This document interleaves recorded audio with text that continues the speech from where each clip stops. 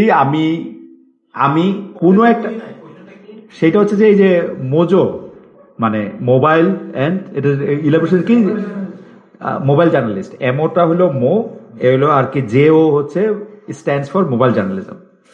তো এই মোজো সাংবাদিকদের মধ্যে কোনটা সাংবাদিকতা কোনটা সাংবাদিকতা না, বা এই ঠেলাঠেলিটা একটা আছে আর কি এইটার মধ্যে। আমি আমি ক্লাসিক জার্নালিজম স্কুলের ছাত্র। তো ক্লাসিক জার্নালিজম স্কুল অনুযায়ী আমি মনে করি কোনো একটা শব্দের সাথে আগে আরেকটা শব্দ বসালে টসালে এই শব্দটা মাঠে মারা যায়। যেমন ডেমোক্রেসির আগে আপনি যখন বেসিক বসাবেন তখন এটা বেসিক ডেমোক্রেসি হবে, এবং আইয়ুব খানের একটা হাসজড়তে পরিণত হবে এটা। মোবাইল জার্নালিজম বলে আলাদা কোনো জার্নালিজম থাকা উচিত না।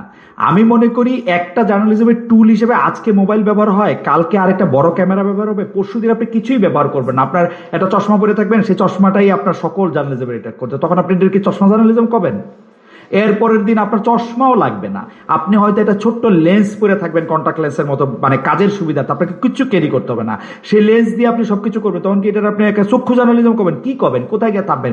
টুল দিয়ে জার্নালিজমের নাম কেন নির্ধারিত হবে?